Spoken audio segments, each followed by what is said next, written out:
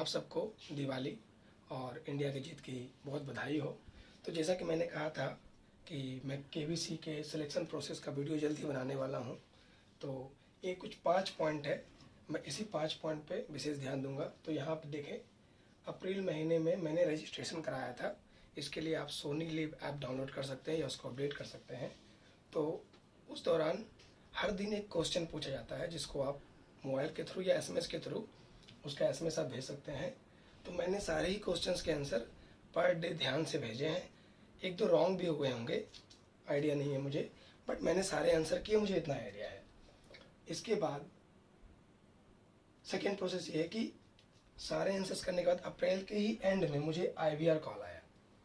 System generate call होता है ये। ऑनलाइन 3 क्वेश्चन पूछा जाता है, जिसका मैंने 2 क्वेश्चन का जवाब तो मैंने दिया सही से, एक क्वेश्चन का जवाब मैंने अराउंड में दिया।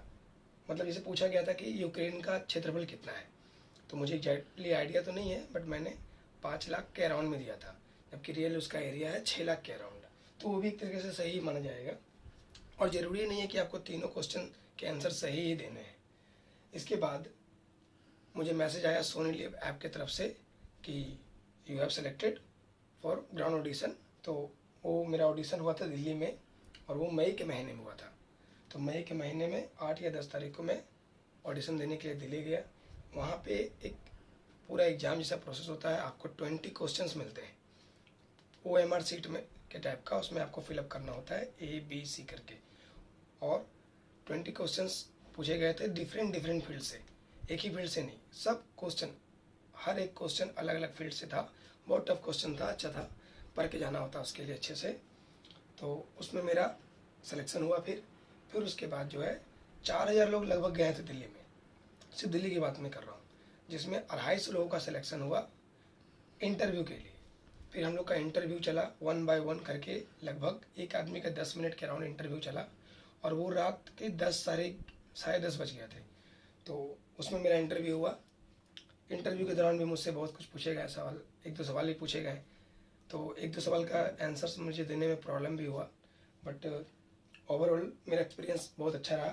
फिर मुझे कॉल आया है इसी अक्टूबर महीने के स्टार्टिंग में, या सितंबर तक में आना कॉल स्टार्ट हो गया था कि आपका सिलेक्शन हो गया है। तो डिटेल्स में जानने के लिए मुझे कॉल आना स्टार्ट हो गया, और सारा वो लोग मेंबर होता है, टीम मेंबर होता है केबीसी का, वहीं से वो लोग कॉल करना स्टार्ट कर देता है। और आपका अलग अलग एस्पेक्ट्स पर लोग क्वेश्चंस लोग देखते हैं, लोग पूछते, जानकारी लेते हैं आपसे। और सारा टिकट, वहाँ रहने का इंतज़ाम, सारा पर्क्स जो होता है वो लोग अरेंजमेंट वो लोग खुद कर देते हैं। आपको कुछ भी करना नहीं होता। यहाँ से प्लेन से जाने का, प्लेन से आने का सारा अरेंजमेंट वो लोग करते हैं, केबीसी वाले करते हैं। और उसके बाद तो आप देख ही रहे हैं, वो मुँह जाने के बाद का प्रोसेस तो आप लोग को समझ में आ ही जाएगा।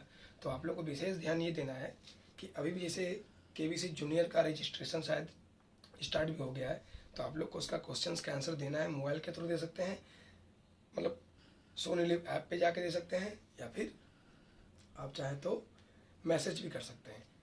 तो जैसा भी हो, सोनी लिव ऐप के थ्रू देना ज़्यादा अच्छा रहेगा, क्योंकि मैंने सोनी लिव ऐप डाउनलोड किया था और मैंने उसका सब्सक्रिप्शन भी लिया हुआ था।